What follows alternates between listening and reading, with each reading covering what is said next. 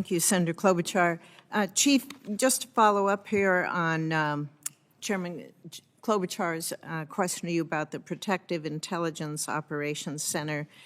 When we're looking at how members receive verified information of possible threats out there or actions that are taking place, I think it's really important to come from you, not from the media. Do we have a written policy on that, on how the communication goes out? I know we get alerts quite often on our text and on our email, but do we have a written policy on that? We do.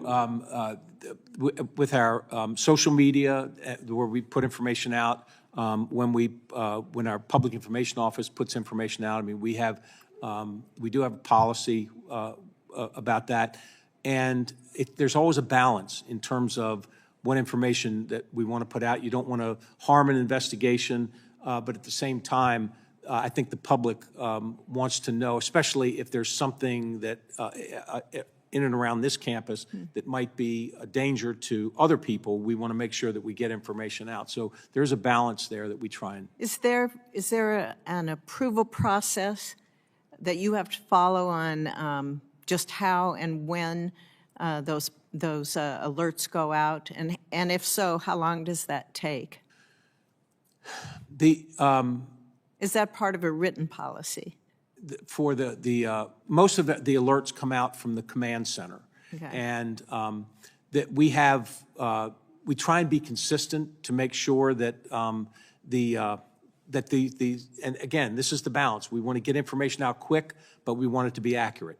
And you ask any police officer, and they'll tell you that the first information you ever get in a crisis is always not quite accurate. It's got a little something wrong with it. So we're trying to get that balance where we get the information out quickly, but make sure it's accurate as well. Okay.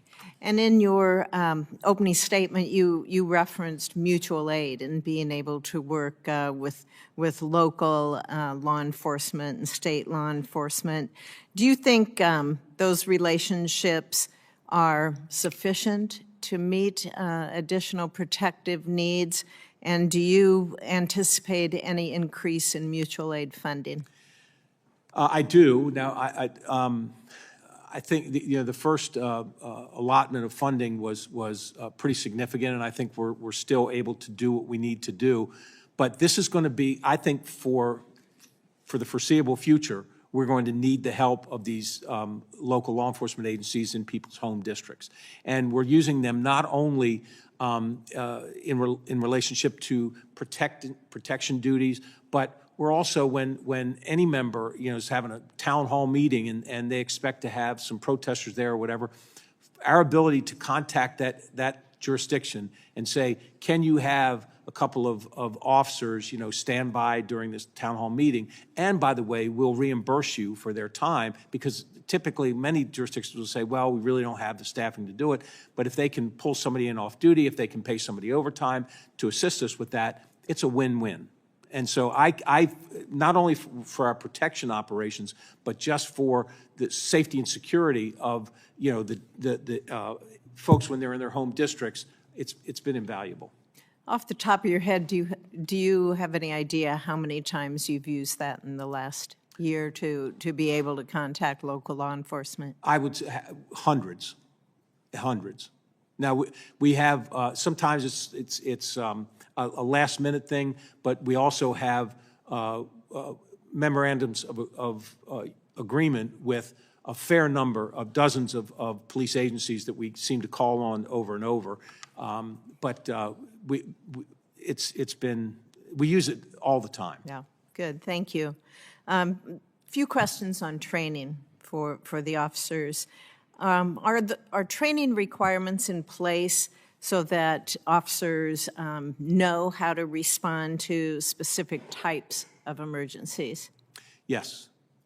I mean, that's part of the basic training that they get at not only at the FLETC Training Academy down in Georgia, but we have our own academy in Cheltenham. And how many trainings are provided to all officers versus those in special units like the civil disturbance unit? So everybody, all recruit officers go through 6 months of training, and then they go, after that, they go through a few months of field training, and then they're put out on their own.